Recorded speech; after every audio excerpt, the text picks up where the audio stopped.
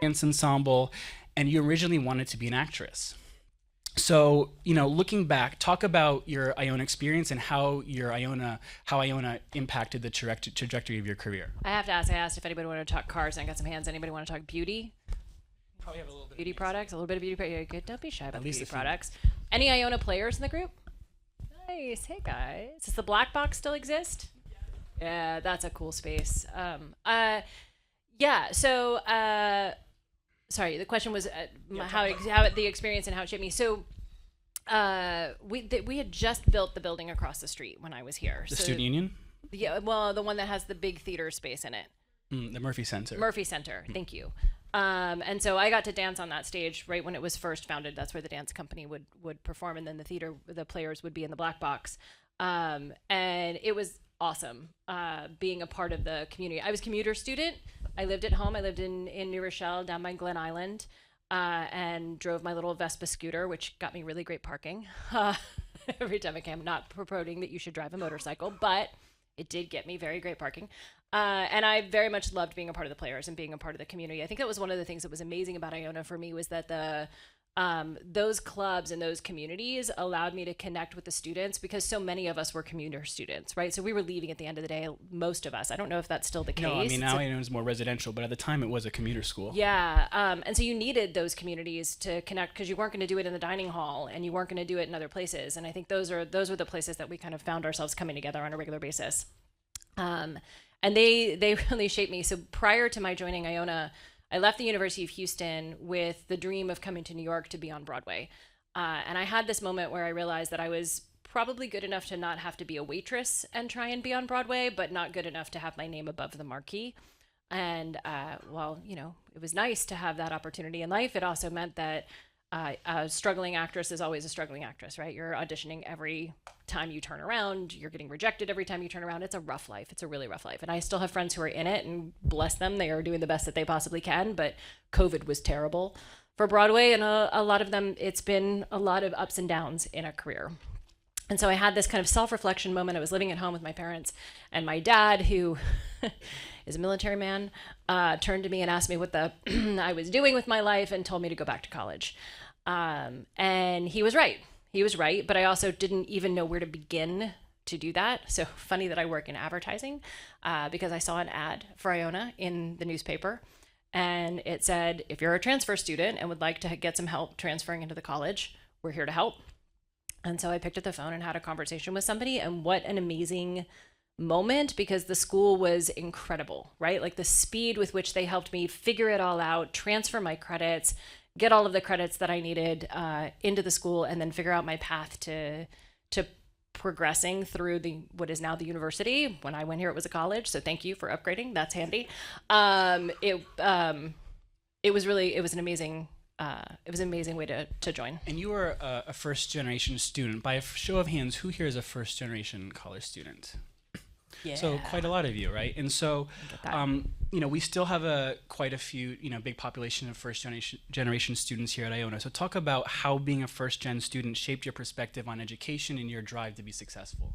Yeah, so being a first generation student, I'm sure as many of you find, right, like you don't always have family members who understand the college experience or what it takes to do what you need to do to be here and to get the work done.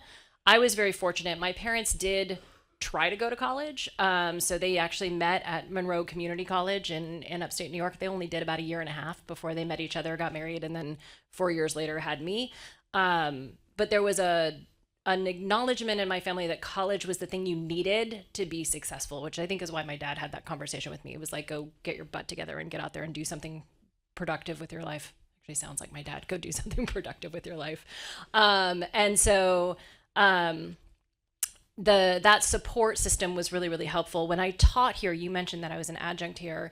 One of the things that I realized was that I also had a bunch of students who were first generation students who were the mission for the students that I was working with at the time. And this may have changed for many of you now, so I don't pretend to know that this is the case. But the mission for many of us at the time was graduate and go work, right? This was an opportunity to figure out what I was going to do and then go do it this wasn't the school that I was going to go get a PhD in something or to go do something, in a master's degree. And that's not true anymore because we offer master's degrees at the university and there's all sorts of other opportunities. But for us, it was, how do I get the best job I can possibly get to go put this education to work as quickly as I possibly can?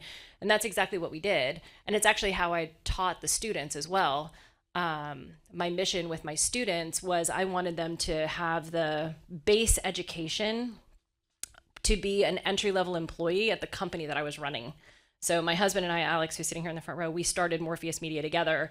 And my collection of students in my class was basically a training ground for that entry-level employee. And I was really excited when a few of them actually did decide to go into the industry, and they've been quite successful in the industry, but they started hitting the ground running because the education they got here was something that was practical and usable immediately. And I always thought that was really an incredible approach that the university had. So you mentioned starting Morpheus Media. So talk about your decision to do that, and talk about, being an entrepreneur, the what you've learned from that experience and how it shaped the rest of your life. I like to say it's a decision to do that. Yeah, it was a decision. I every once in a while get asked to go speak in entrepreneurship classes, which I think is really cute. That was like a new thing that got added probably like 10 years ago, right? Entrepreneurship classes. I was like, you want to be an entrepreneur, go start a company. You'll learn how to be an entrepreneur. Should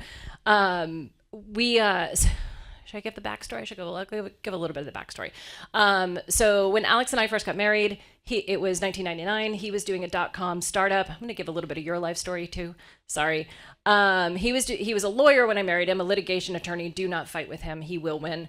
But at that moment, he decided that he wanted to do a startup for lawyers. So this is like the start of the .com bubble, right? Like internet companies were everywhere. And so he started down that path, and he was getting some help from an advisor who was telling him all about online advertising to build into the business plan of the company that he was founding. And I started having a conversation with this guy about what I knew about targeting users offline in more traditional media, things that I was learning in a data and analytics company that I was working for. And this guy ran a digital media agency. He was one of the 4 founders of a small digital media agency. And he said, "Do you want a job?" And I said, "No." And Alex said, "It's the internet. It's the future. Don't be ridiculous." He could have been right. He could have been wrong. Turns out he was right. The internet was the future. Here we are. I'm sure the internet's in all of your pockets and probably in the laptops that you have sitting with you as well, right? So he was right. I went to go work for this guy at this small digital media agency. Alex decided that he wanted to work as part of that agency as well. So he came to join us, and that agency was flourishing. We got to be about 50 people. We were running the New York Times and Hertz Car Rental and Citibank and all of these amazing companies who wanted to figure out how to be online in digital advertising. What a cool moment to be a part of. And then the bubble burst. And I don't know if you've heard about the bubble bursting in the world of digital media, but it did. It burst bad. And so all of these huge companies started shutting down all of their digital media presences. And this agency started to crumble around us. They went from 50 people back down to 10. Alex and I were a couple of the few that were still standing. And they turned to us and said they were going to turn into a consultancy. And we said, well, what are you going to do with the clients that you have left? Because at that time, we were still managing a couple of those clients and their online advertising budgets. And they said, we're going to find another agency. And we kind of looked at each other and raised our hands and said, we'll take them. So it wasn't a business plan. It wasn't like we were like, you know what we should do? Let's start an online advertising agency and we'll call it this and it'll have this much revenue and it'll have this much, like none of that. It was like, we need a job. We have customers that we know need service. We know that we can offer that service. Let's go see if we can do this. And so, yeah, when I talk about entrepreneurship classes, I'm basically like, kind of fell into your lap. Start a company. Yeah, it kind of fell into our lap. Now, and you that did for 13 years? 13, almost 14 years. We sold it after 10. And it got to be about 200 people. It was revenue positive. We had some of the world's most amazing customers as our clients. So Neiman Marcus, Bergdorf Goodman, David Yurman, Michael Kors, Gucci, Prada, LVMH, so all of LVMH, Louis Vuitton, Moet, Hennessy, Bulgari, Belvedere, Dom Perignon, like the list of clients was insane. Yeah. All luxury, fashion, retail, beauty, all of L'Oreal, A&E television networks, history, biography, the New York Times for all 14 years. The New York Times didn't leave until Alex told them that we were leaving, the two of us, and they were like, all right, If you guys are gone, then I guess we'll find something else. Well, that must be a big testament to your leadership. And so Yeah, it's pretty cool. what just made you decide to go into a different direction? So the company got to a really interesting turning point. The industry got to a really interesting turning point. The industry started with all of these. I should probably back up a second. Does everybody know what I mean when I say digital media? Does that make sense? Right? Online advertising? Okay. So we were running the online advertising for all of these companies, not building the creative, not actually building like the 30-second ad unit that you see or the 728 by 90 ad unit, but buying the media placement. So Google and Hulu and Netflix and all of those things. We were actually buying the media placement. So the industry had this really interesting moment where there were all of these small digital media shops that had started, digital media agencies, buying agencies that had started. And then there were these traditional big, what we call holding companies that did big television media and out-of-home media and print media. And they were too big and too cumbersome to be able to figure out digital media. And so that's why you had all these startups. You had all these startups who were like, we're the cool kids. We actually know what the internet is and we know how to run computers. And some of us actually build computers and we can write code. And so therefore we'll start digital media. And so a bunch of these little companies started. What started to happen about the time that we sold Morpheus was a couple of things. The big holding companies got really good at figuring out how to run digital media. And so if they were charging on their traditional media a 4% markup in order to manage it for you, the digital media shops, because we were smaller and didn't have access to as much money, might be charging 10 to 15%. That's a big difference. And so as a result, those big holding companies would say, well, we'll start a digital media department, give us your dollars and we'll just charge you the same 4%. I can't compete with 4%. So there was that issue. They were starting to steal some of the clients because from the client's perspective, and you can't blame the clients, it's a business decision at the end of the day. We might have been better at doing it. And in hindsight, many of the clients came back to us and said, you were so much better at doing it. But because we can pay so little over here, it's not performing as well, but it is what it is. And then the international piece, the globalization of the internet made it easier for some of these companies to have to and want to make sure that their media was consolidated globally. We didn't have the ability to offer a global solution. And then is it from there that you went to LOreal? No. So LOreal was a client of Morpheus for 7 years. We had 7 brands. We launched Vichy and La Roche-Posay and Kerastase and Redken in the United States. Like we helped those bring those brands online. One of my favorite moments was we launched, actually, this is not L'Oreal, but we launched the very first Twitter account for Louis Vuitton in the United States. And the folks in France got really mad about it.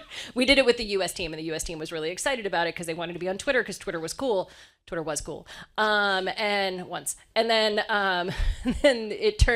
the whole thing turned around when the French were like, no, you can't, Americans can't run the brand of Louis Vuitton on Twitter. We have to run it from France. So they took it away from the US team, but it was pretty cool to be the first people to actually launch that account. So we sold Morpheus, we stepped out of it. And then I went to one of the big holding companies. So I got hired by Group M, which is at the time was the largest holding company, to be the president of the digital team inside one of their agencies. So they had 4 agencies inside because conflict interest, right? If you have a big automotive client in one of those agencies and you want to pitch another big automotive client, you go pitch somebody else in one of your other agencies so that you can separate the conflict between the two. So I went to be the head of digital in one of their groups. It was a really interesting time. So they had 300 people. So I walked in and I've got a 300 person team that's running digital. They basically sat in a room like this. There were 300 people all together. Some of them were search, some of them were social, some of them were programmatic media, some of them were data and analytics and reporting. None of them were embedded into the brand. So they had Citibank, or not Citibank, they had they had Citibank, they had Marriott Hotels, they had Campbell Soup Company, they had AT&T. Everybody that was in the business with those customers was sitting together. Like the AT&T team sat together, the Marriott team sat together, except for the people that did digital. They sat in like a boiler room. And I was like, hold on. And so I remember my CEO, Marla, asking me, or in one of my first one-on-ones with her after I joined, she said, what does good look like in this job? Like, where does this go? And I said, if I do this right, in 3 years, you won't need a president of digital because everything is digital. Media is becoming digital. And so the talent that you promote to lead the Marriott client today is coming up through television. And I think that's a mistake. I think the person who leads Marriott tomorrow probably needs to come up through digital in the future. And so, yeah, 3 years later, we had embedded all of those people into their brands. And about 4 years later, we had our first client lead actually come out of the digital team, which was pretty cool. And then so talk about your transition to L'Oreal there. You were there for 3 years. You were senior vice president and head of media. Yep. Talk about some of your accomplishments and your successes at L'Oreal. Yeah, so L'Oreal, I mean, they had been a client of mine at MEC, and then they had been a client of mine at Morpheus. And I got the probably biggest compliment I could have gotten was the CEO of L'Oreal, who's a tough character, US CEO, super tough character, never want to be on the other side of a negotiation table with him. You want to be on his side, you don't want to be on the other side. He called me and said, we really need you back. And from him, that just, you can't get a bigger compliment because he doesn't like people very much. He likes the right people. So, great moment. And to me, it was an opportunity to take everything I learned from being on the agency side and look at the things that I wished the clients had done differently. I loved all of my clients. My clients were amazing, but there were just certain things that I wish they had pushed this envelope or allowed us to try that thing or thought about the media in a different way. And this was, to me, the opportunity to do that from the inside. And so I came into L'Oreal, and the first thing we did was we had internally already built a team to run our programmatic media, so the media that gets auto-bidded on in the ecosystem.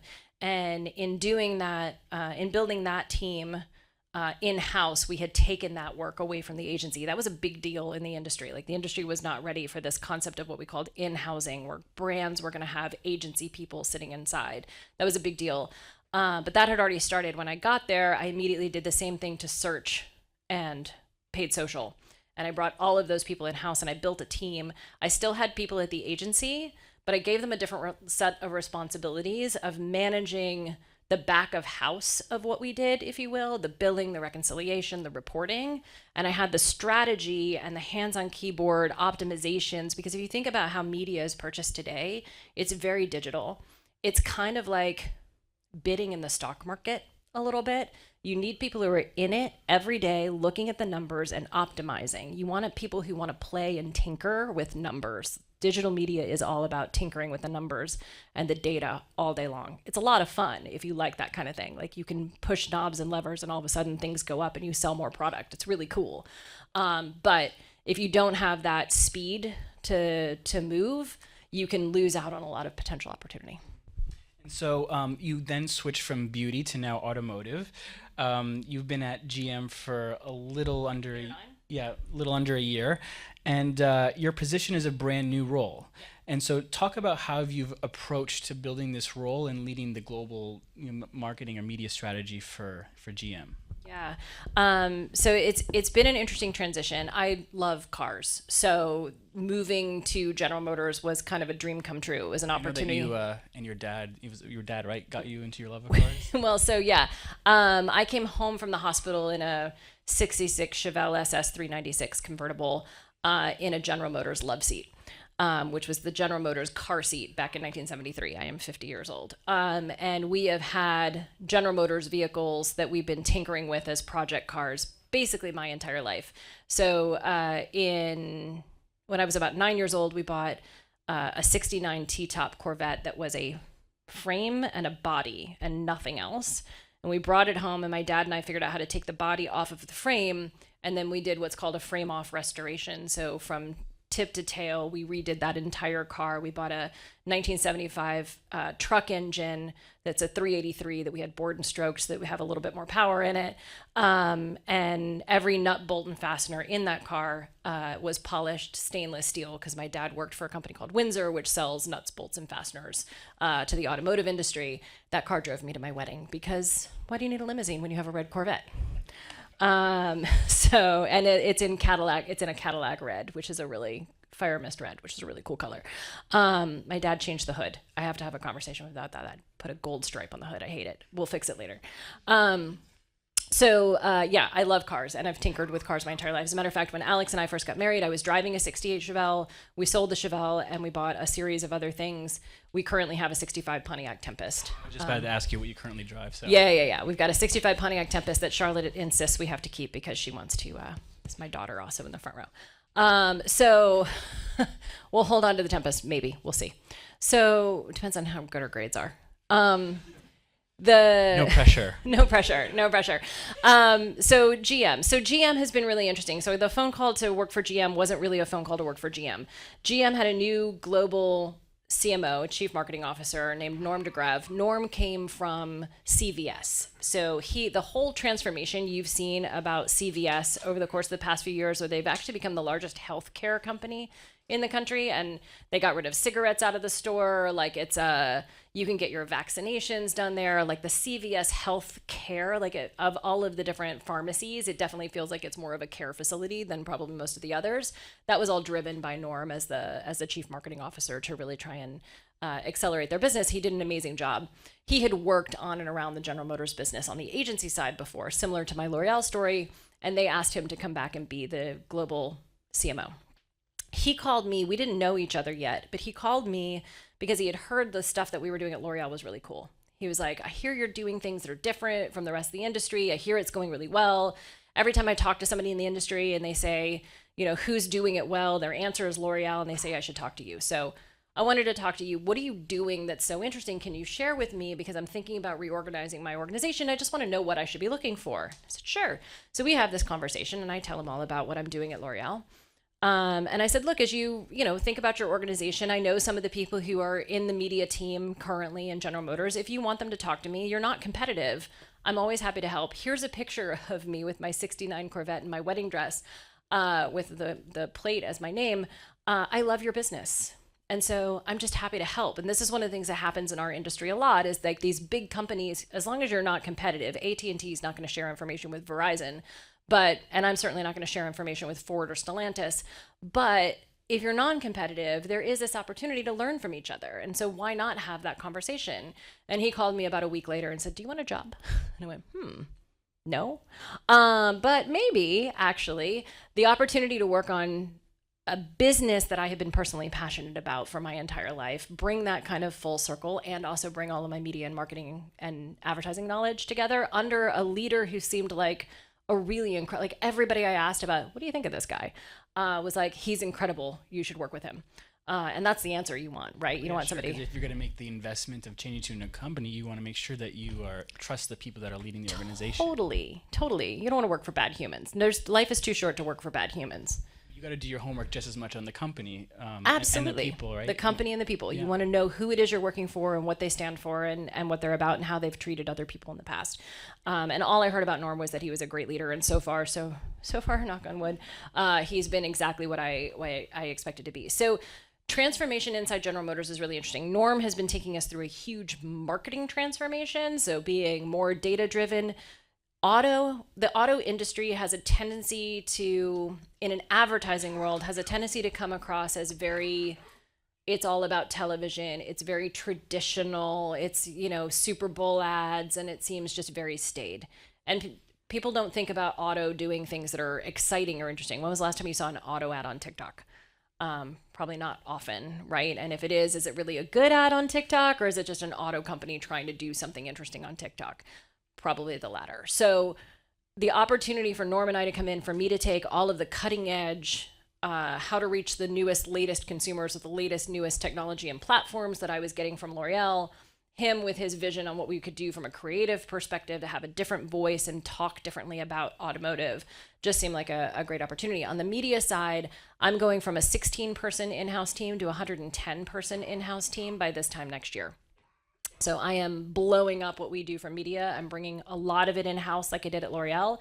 I'm owning all of the technology. I'm owning all of the data so that no matter who we work with on the outside, General Motors is always in charge of our own destiny. And that's a big piece of changing it. I'm also bringing in new talent. While I love the team that's in Detroit, Detroit is a market that has a tendency to be a bit of an echo chamber. The same people work at the same companies over and over and over again.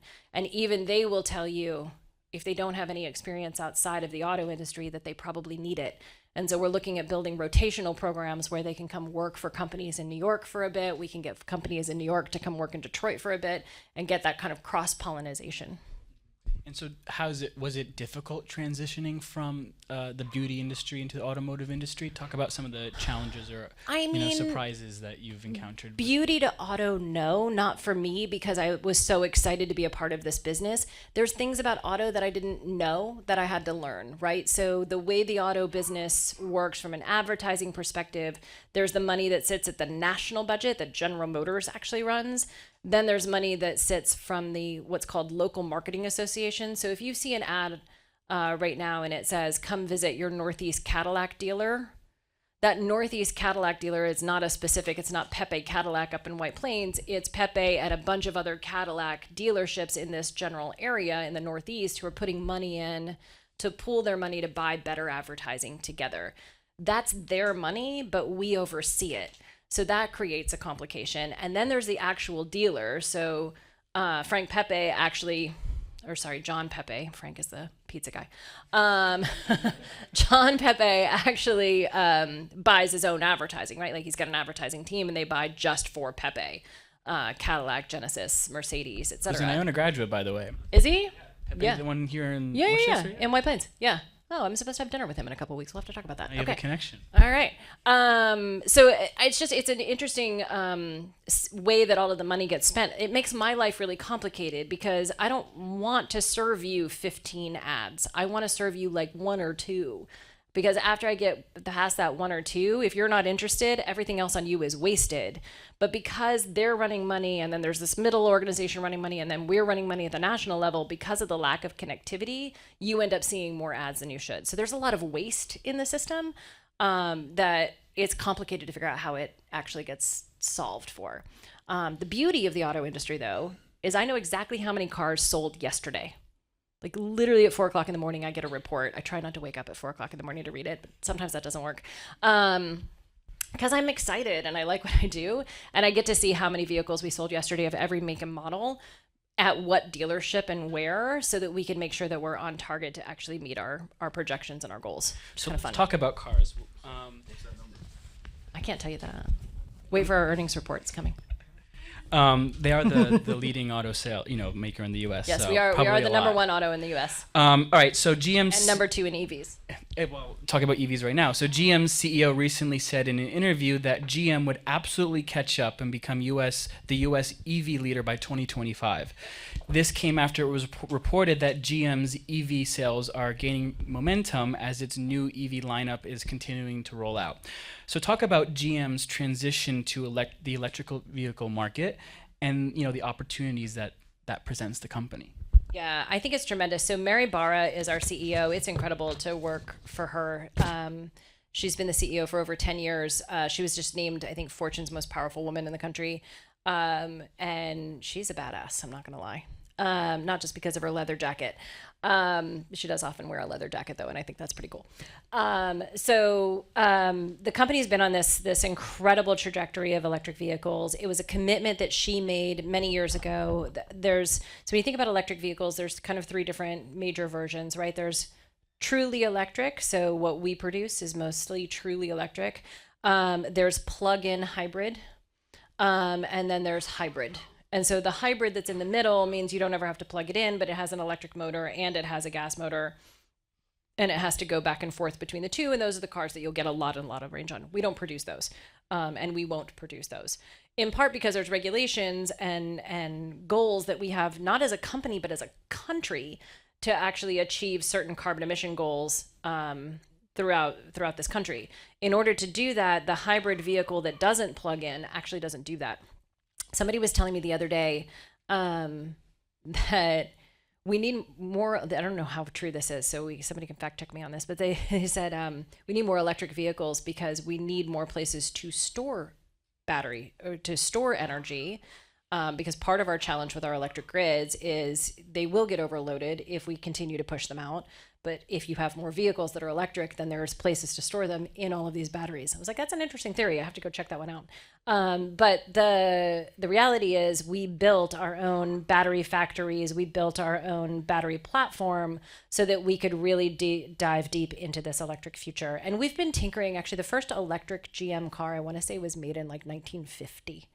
Granted, it didn't go anywhere, but like we've been tinkering with this idea of electrification for a very long time. Now, the first time we said electrification, what we meant was the starter. So like literally in our founding documents, it talks about General Motors being a company for electrification, which I think is really cute. What they meant was that you don't have to crank start the car anymore. It's got an electric starter, which was a big deal because Henry Ford's wife didn't want to have to crank start her car, and he didn't want to have to put electric starters in his cars. So she actually drove a different vehicle. So that she didn't have to drive something that she had to crank, which I think is really funny that she was driving a competitor. But we are number 2 in electric vehicles right now in the United States behind Tesla. And we are the fastest growing EV vehicle in the country ahead of Tesla across all of our vehicle portfolio.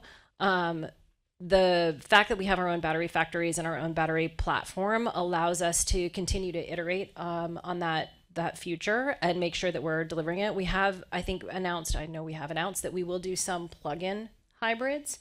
But probably not a lot of them because we really believe that the future is the full electric vehicle. And that doesn't mean that all of you are going to have an all electric vehicle everywhere you go, right? Like there is still a purpose for an internal combustion engine, or in our world, what we call an ICE or a gas vehicle. There will always be a purpose for those, a need for those. But the battery power is getting better and better and smarter and smarter. Some of our vehicles now have 400 plus mile range. Does anybody know how much the average American drives in a day? Miles? Guesses? Anybody else?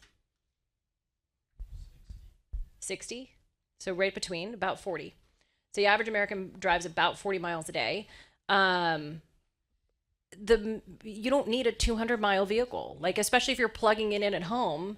And you have the ability to plug it in at home, then you can plug it in at home, and then you've got plenty of charge by the next morning, and you can continue about your day.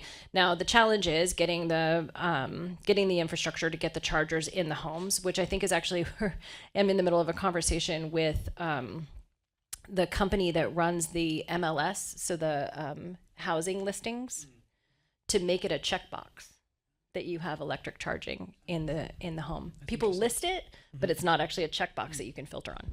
And we think that would be really cool. So EV sales in the U.S. are increasing every year, but they still lag behind Europe and China.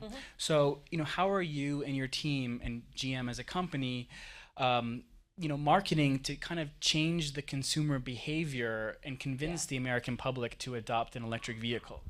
Yeah, so it's interesting. There are a few reasons why people buy electric vehicles. So we do a lot of mapping of the United States down to the zip code level to try and understand what the barriers are to buying an electric vehicle. And it will range rather dramatically, right?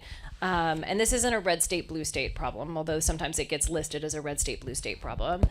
Because even in the heart of Dallas, Texas, which is heart of a red state, there is a huge Dallas. Is that where you're going? Yeah, okay. Grew up in Houston, so we'll fight about that later. Even in the heart of in Dallas, in what we would consider truck country, there is a huge desire for electric vehicles. Down the I-95 corridor, huge desire for electric vehicles. In the Midwest, Detroit, Minneapolis, etc., still a nice desire. Even if you get out to the Dakotas, there is still some desire for electric vehicles.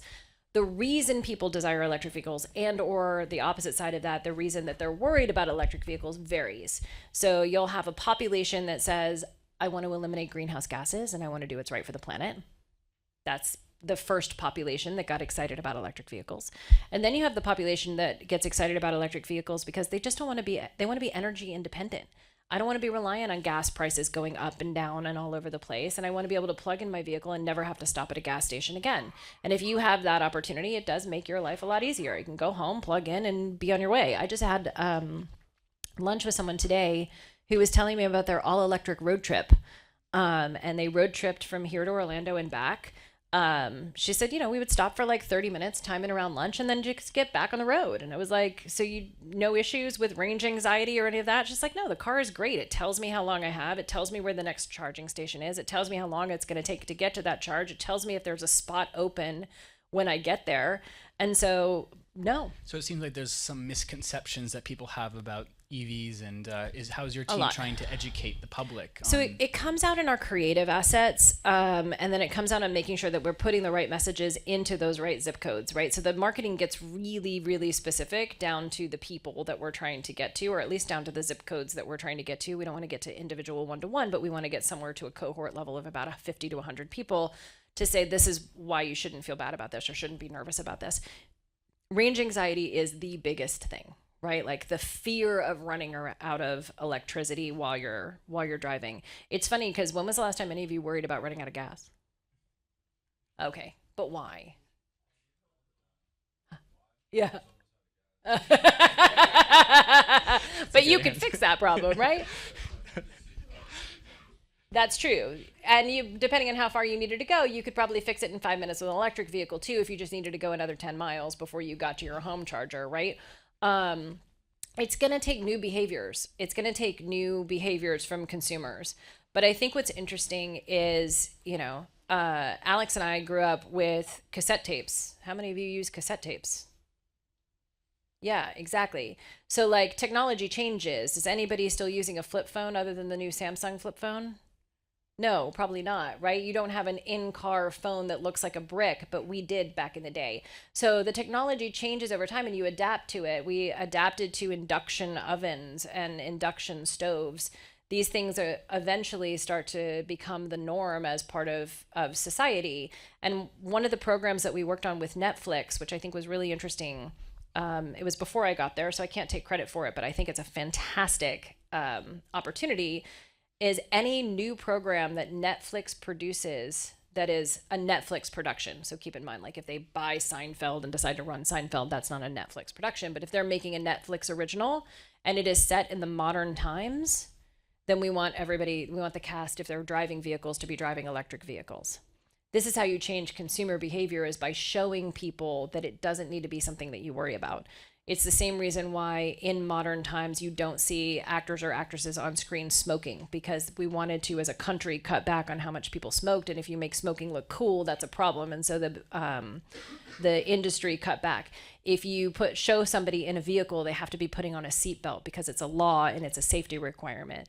These things start to show up in modern culture and they show up in entertainment and they become part of the norm and you come to expect it. You're going to see more and more electric vehicles and electric vehicle charging show up in shows. Actually, one of my favorite, it's not Netflix even, one of my favorite Larry David Curb Your Enthusiasm episodes is him wandering around trying to look for electric charging and the valet guy that doesn't plug in his car and he gets really mad. I just want to switch topics right now to something that you're passionate about. I know that you're passionate about advocating for the next generation of female leaders. How do you mentor and support women in your industry, and what advice would you give the aspiring female business leaders in the room today?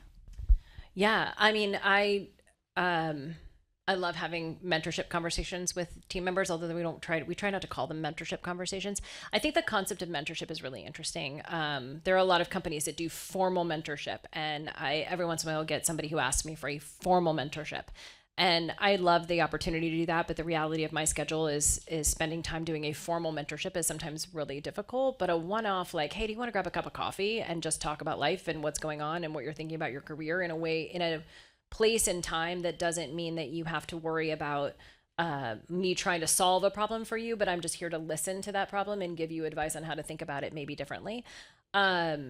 I love those moments more than the formal mentorship moments, because I think they're sometimes hard for people to get attached to. I very much believe in having, this is going to sound like a funny concept, a personal board of directors. So if you think about the people that you surround yourself with, my grandmother used to say, show me who your friends are and I'll show you who you are, right? We've probably all heard some version of that phrase.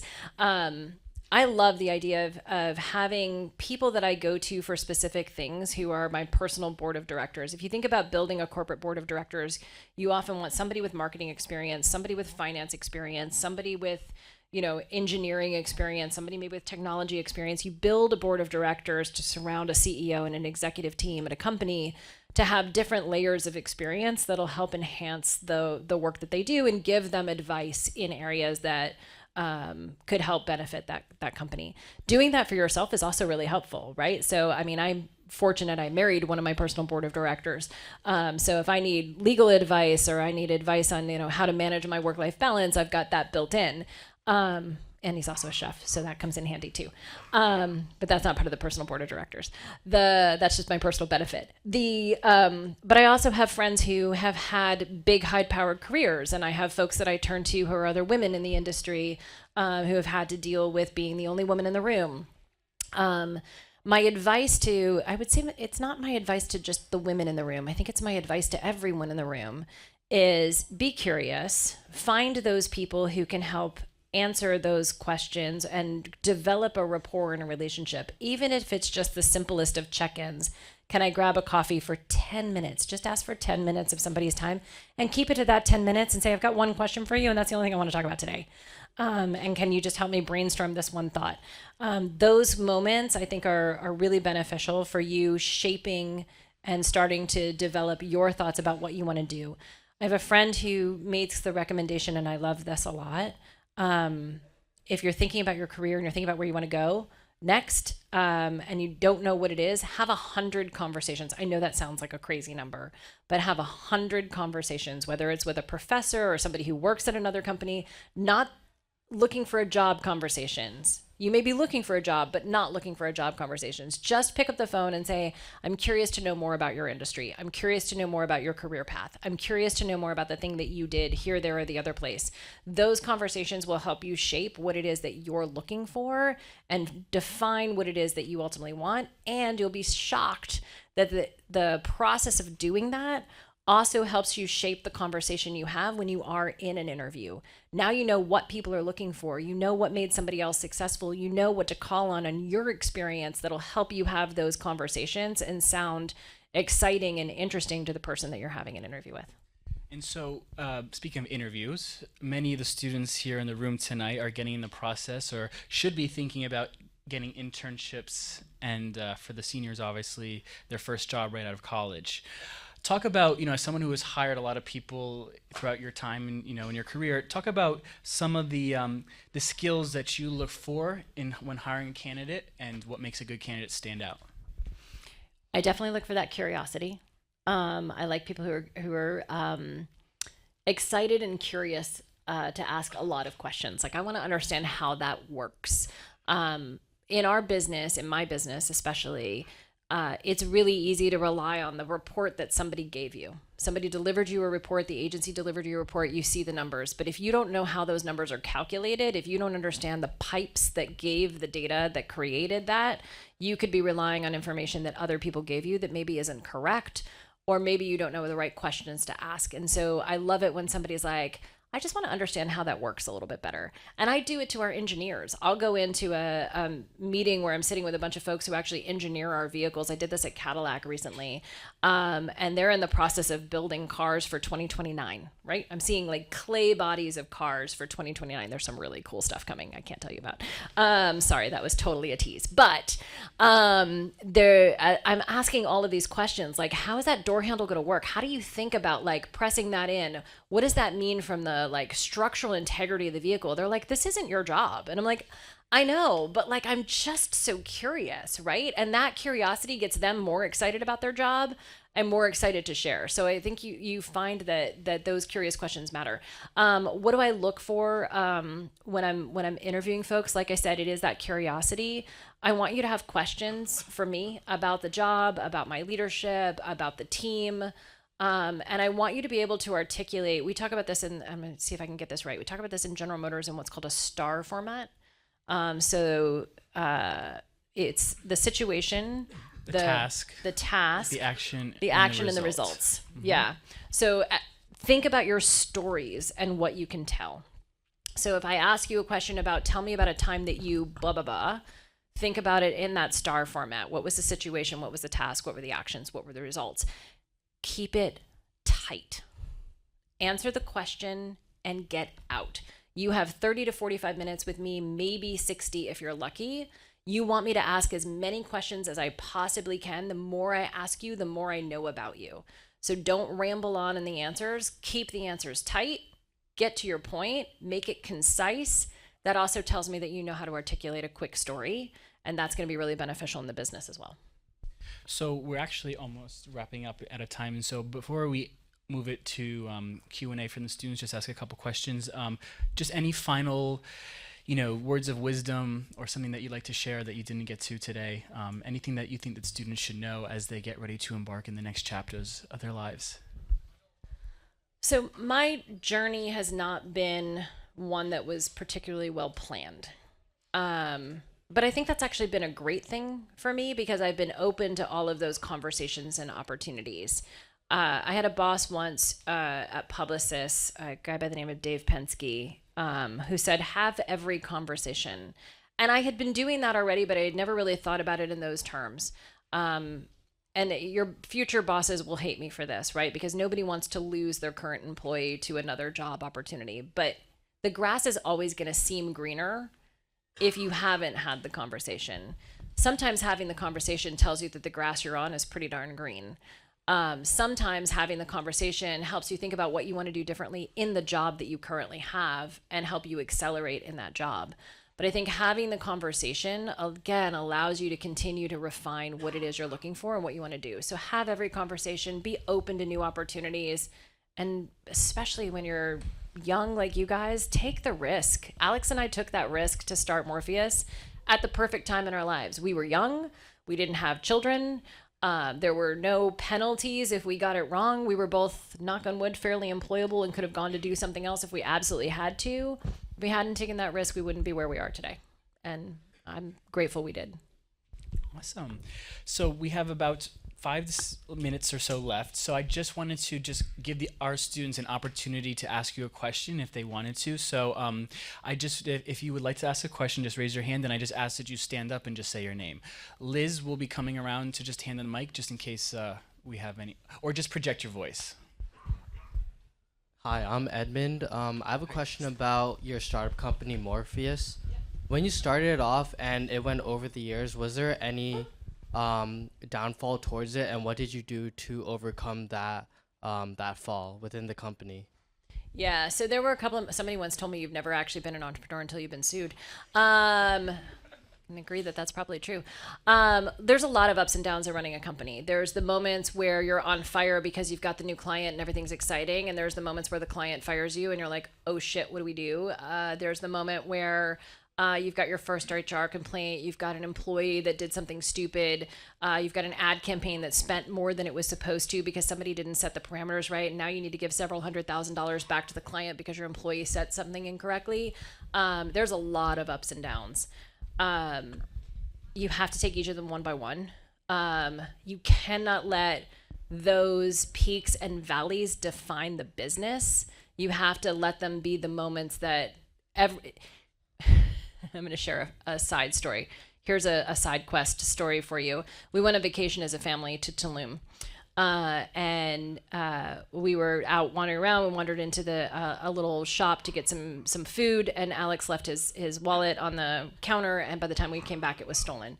And luckily, we were able to pick up everything, and new driver's license, knew everything, and no problem getting back into the United States. But in that moment, I realized these are the stories you get to tell.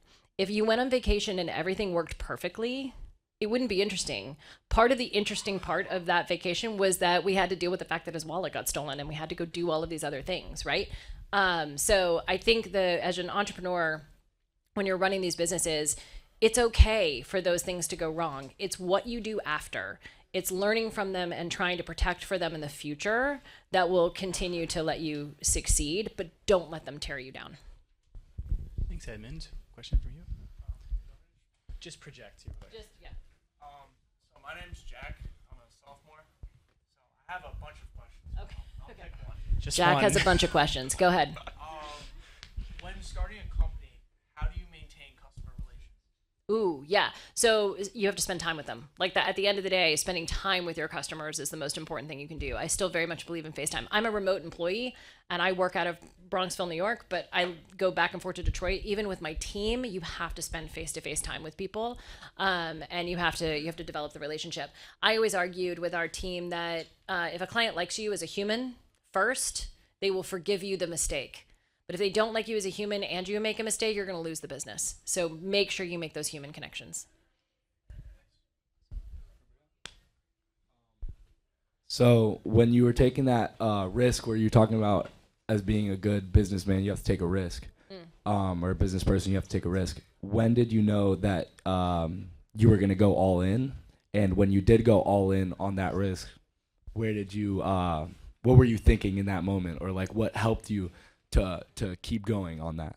I mean, the risk of starting Morpheus, we were all in from day one. Because there was no other, like the only other option was go interview for other jobs somewhere. And we had our first check, which was a planning fee that we made off of a company that doesn't exist anymore. What was it called? Veer, right? Yeah, it was veer.com, which at some point became a font company, but back then was like a travel agency. And we did one media plan for them and they never executed us, but they paid us $5,000. And that check was the moment that we were like, okay, I think we can do this, right?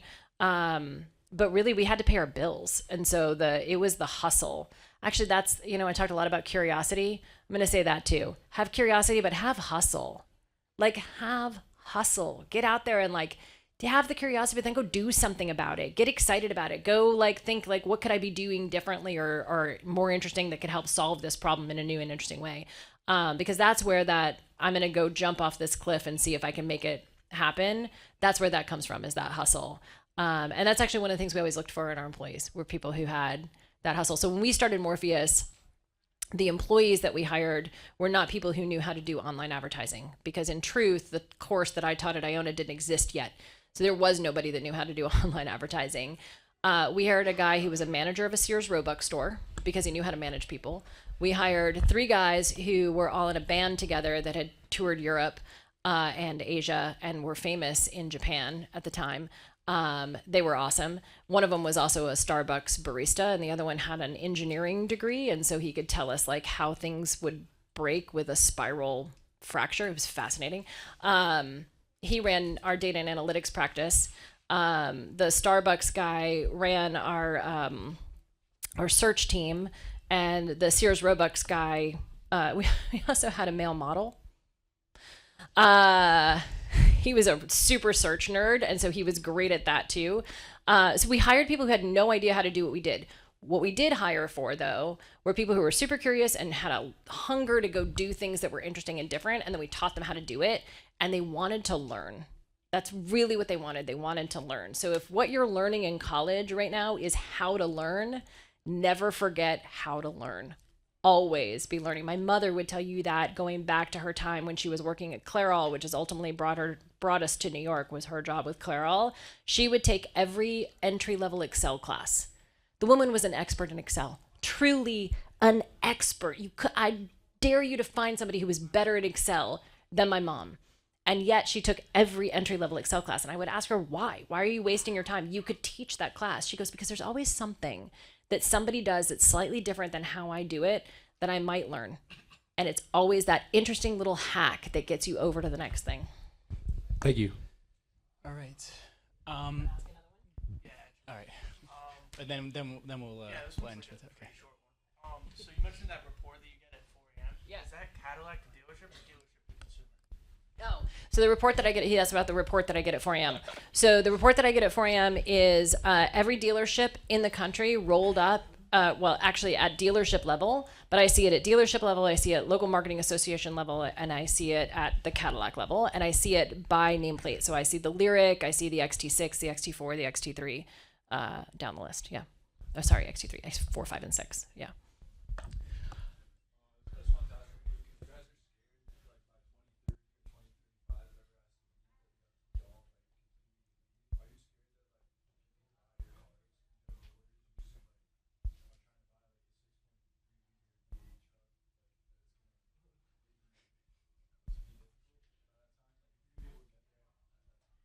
So we don't have an option for what we sell. You have an option for what you buy. So right now I still sell internal combustion engines. I love selling a V8. Please buy a V8. They're great trucks. I'm not going to lie. But at some point in the future, and look, these regulations may change over time. But to your point, in 2030 right now, the regulation says that all new vehicle sales will have to be electric vehicles. That's not my choice. That's the government's choice. So at that point, as General Motors, we will switch over to selling nothing but electric vehicles. It's also why we're trying to get electric vehicles into your hands right now. We want you to experience them. We want you to know that you can get the torque that you want, you can get the speed that you want, you can get the maneuverability that you want. I mean, if anybody hasn't seen the crab walk on the Hummer, that thing will go freaking anywhere, right? And if you haven't watched the documentary on the Hummer on YouTube, I highly recommend it if you're into cars. The Hummer documentary is really cool, and it'll tell you a lot about our electric vehicle platform and what we built and what these new vehicles are capable of. Am I worried that people are going to still want to buy a V8 in 2030? I want to be able to service every customer that's out there, but we also have to follow the regulations. So we'll see where the country takes us. You have to buy what's available. There's, So, all right. So buy a used V8. Right, absolutely. So a lot of great takeaways from tonight. I heard a lot about being curious, right? Having hustle, grit, right? Building relationships with people. Building your own personal brand to make yourself more marketable. Also doing things in college that will differentiate yourself to get that first job, right? Because why are all of you here tonight? Right, you're here in college because to get an education, to get yourself a job, and I wanted to thank you for your insights tonight. And let's give Shenan a round of applause. I think it's very motivating. I love doing these talks because I think it's very motivating to see where your Iona degree can take you. And on behalf of the Iona University and La Penza School of Business, thank you for your time tonight. My pleasure.